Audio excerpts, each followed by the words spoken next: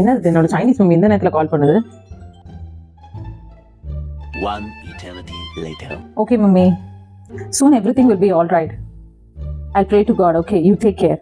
என்னடா அது எதுவும் சீரியஸான விஷயமா அப்படின்னு கேட்டீங்கன்னா, ஆமாங்க சீரியஸான விஷயம் தான். என்னோட சைனீஸ் மம்மியோட பொண்ணு வந்து ஒரு பையனை லவ் பண்ணிருக்காங்க. 3 மாசத்துக்கு முன்னாடி பிரேக்கப் ஆயிடுச்சு.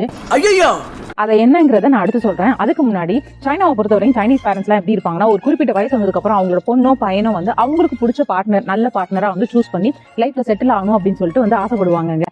அதேதான் என்னோட சைனீஸ் மம்மியும் ஆசைப்பட்டாங்க. ஏன்னா வந்து 3 மாசத்துக்கு முன்னாடி பிரேக்கப் ஆயிடுச்சான். இன்னும் அந்த பொண்ணு இன்னொரு புது பாய் ஃப்ரெண்ட் வந்து சர்ச் பண்ண மாட்டேங்குது, சும்மாவே உட்காந்துருக்கு வீட்டுல. எனக்கு ரொம்ப வரிடா இருக்கு. அதனால உனக்கும் உன்னோட ஹஸ்பண்டுக்கும் ஏதாவது ஒரு நல்ல பையன் தெரிஞ்சாங்க அப்படின்னா எனக்கு இன்ட்ரோடியூஸ் பண்ணி வைங்க, நான் என் பொண்ணுக்கு இன்ட்ரோடியூஸ் பண்ணி வைக்கிறேன் அப்படின்னு சொல்லிதாங்க அந்த போன்ல கேட்டாங்க. சத்திய சோதனை. இதே இது நம்ம ஊர்ல எங்க அம்மாட்ட போய் பிரேக்கப் ஆயிடுச்சு, இல்ல நான் லவ் பண்றேன்னு சொன்னாலே போதும், உன்னை எல்லாம் சின்ன வயசுலயே கள்ளி பால் கொடுத்து கொண்டிருக்கணும்.